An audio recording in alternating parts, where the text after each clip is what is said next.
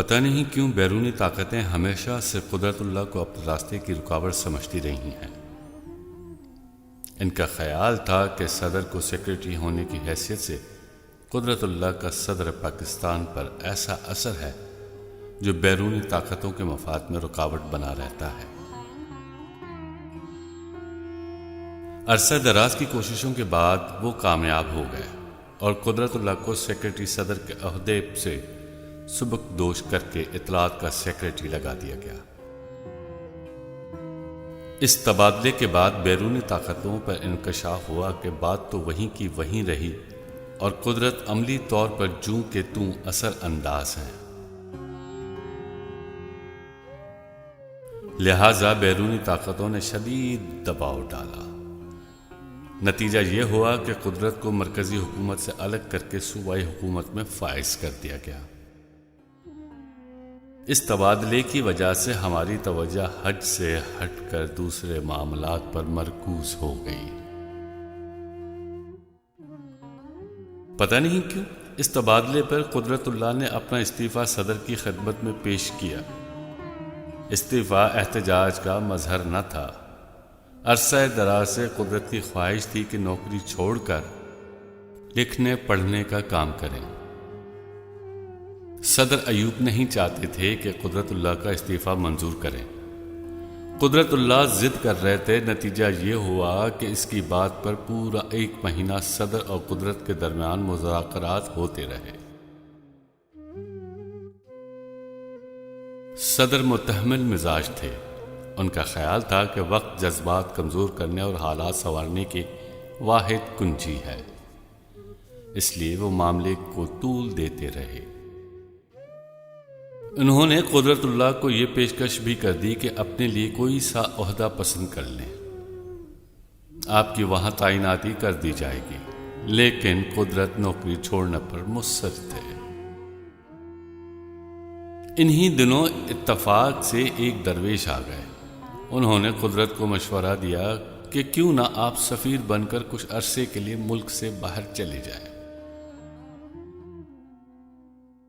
قدرت اللہ کو یہ بات قابل قبول نظر آئی۔ ان کی خواہش تھی کہ کوئی دور کی جگہ ہو، چھوٹا سا ملک ہو۔ اتفاق سے ہالینڈ کی سفارت خالی تھی، لہذا صدر نے انہیں ہالینڈ کا سفیر بنا کر بھیج دیا۔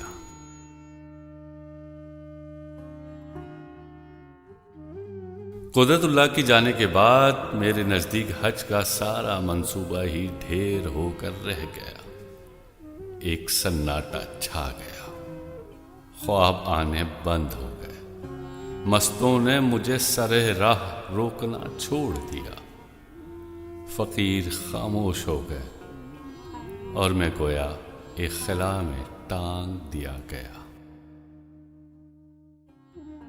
مہینے گزر گئے، پھر ہالینڈ سے قدرت کا خط موصول ہوا۔ لکھا تھا، مایوس نہ ہو، اللہ کے در پر نا امیدی گناہ ہے، انشاءاللہ ہم ضرور حج پر حاضری دیں گے، آپ حج کے لیے عرضی گزار دیں۔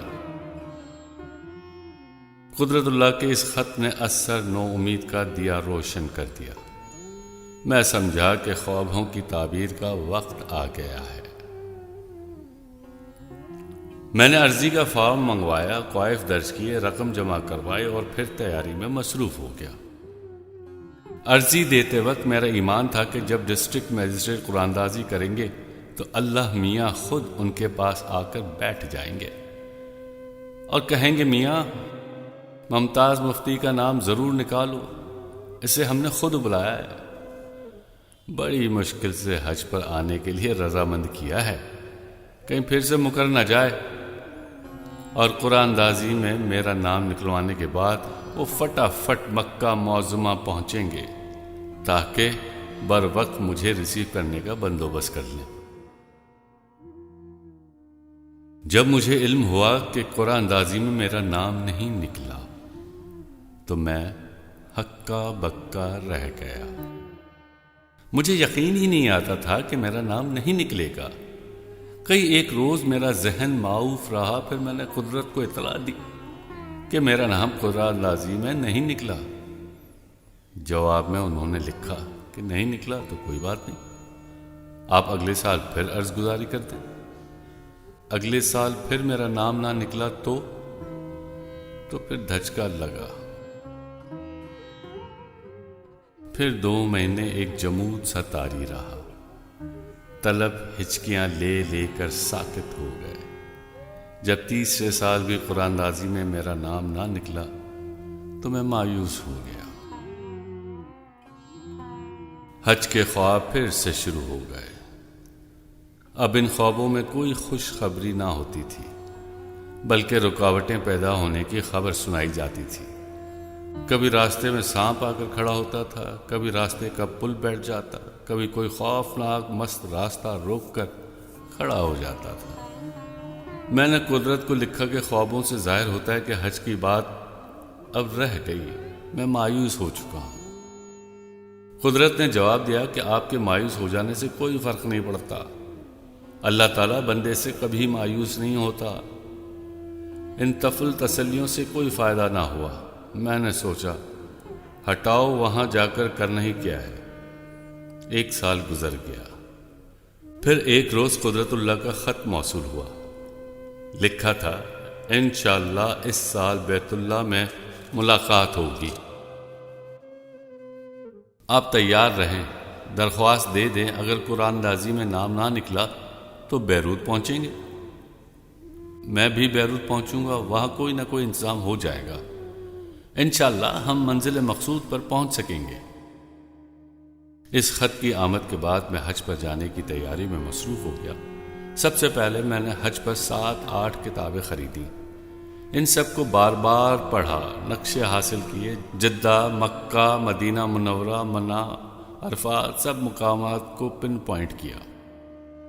حج کے ارکان کی فہرست بنائی، ممنوعات کو الگ قلم کر دیا، بھولی ہوئی نماز کو اثر پڑھا۔ پھر میں نے حج کے ارکان کو سلسلہ وار لکھا اور آخر میں ان آیات کے معنی یاد کرنے لگا جو حج کے دوران مختلف مقامات پر پڑھنی ضرور تھیں۔ انہی دنوں جب میں حج کی تیاری کرنے میں شدت سے مصروف تھا، قدرت کے ایک جاننے والے بزرگ ایڈوکیٹ صاحب پنڈی تشریف لے آئے۔ میں نے کہا ایڈوکیٹ آپ یہاں کیسے؟ کہنے لگے پنڈی ایک کام سے آیا تھا، سوچا آپ کو اطلاع دیتا جاؤں تاکہ آپ ناحق کی کوفت سے بچ جائیں۔ میں سمجھا نہیں۔ قدرت اللہ کا خط موصول ہوا جس میں تحریر ہے کہ وہ اس سال حج پر جانے کا ارادہ رکھتے ہیں۔ جی ہاں، میں نے جواب دیا، مجھے علم ہے۔ میں نے انہیں مطلع کر دیا کہ اس سال آپ حج پر نہیں جا رہے، لیکن وہ تو جا رہے ہیں۔ میں نے ان کی بات کاٹی، انہوں نے پروگرام بنا لیا ہے، آپ کس طرح کہہ سکتے ہیں کہ وہ نہیں جا رہے؟ میں نے وہ لسٹ دیکھی ہے، وہ مسکرا کے بولے کون سی لسٹ؟ زائرین کی لسٹ۔ زائرین کی لسٹ؟ میں نے حیرانگی سے پوچھا۔ ابھی تو قرآن اندازی نہیں ہوئی۔ ایڈوکیٹ نے پر اسرار انداز سے میری طرف دیکھا اور پھر مسکرا دیا۔ وہ لسٹ نہیں ہے، وہ بولے۔ تو پھر کون سی لسٹ؟ میں نے پوچھا۔ جو زائرین اس سال حج پر حاضری دیں گے، وہ پھر مسکرائے۔ مدینہ منورہ سے جن کی منظوری مل چکی ہے، وہ لسٹ، اس لسٹ میں نہ تو شہاب صاحب کا نام ہے نہ آپ کا۔ حیرت سے میں ہکا بکا ایڈوکیٹ صاحب کی طرف دیکھنے لگا۔ وہ مسکرائے، پھر بولے بھائی میں نے تو متعدد بار آپ کی فائل دستخط کے لیے پیش کی، لیکن ہر بار اسے دستخط کیے بغیر لوٹا دیا گیا۔ میں نے حیرت سے ایڈوکیٹ صاحب کی طرف پھر دیکھا۔ خیر کوئی بات نہیں، وہ بولے۔ دیر آیت درست آیت، شہاب صاحب کو ان تفصیلات کا علم ہے، وہ جلد آپ کو اطلاع دیں گے۔ ایڈوکیٹ صاحب کی بات سن کر میں سوچ میں پڑ گیا۔ انہیں بھلا کیسے پتا چلا کہ اس سال کون حج کرے گا اور کون نہیں کرے گا؟ اور یہ لسٹ کیا چیز ہے؟ کیا حج کرنے والوں کی لسٹ قرآن اندازی سے پہلے ہی تیار ہو جاتی ہے؟ ایڈوکیٹ صاحب کی ساری بات ہی محمل تھی۔ ایڈوکیٹ صاحب ہمیشہ عجیب باتیں کیا کرتے ہیں۔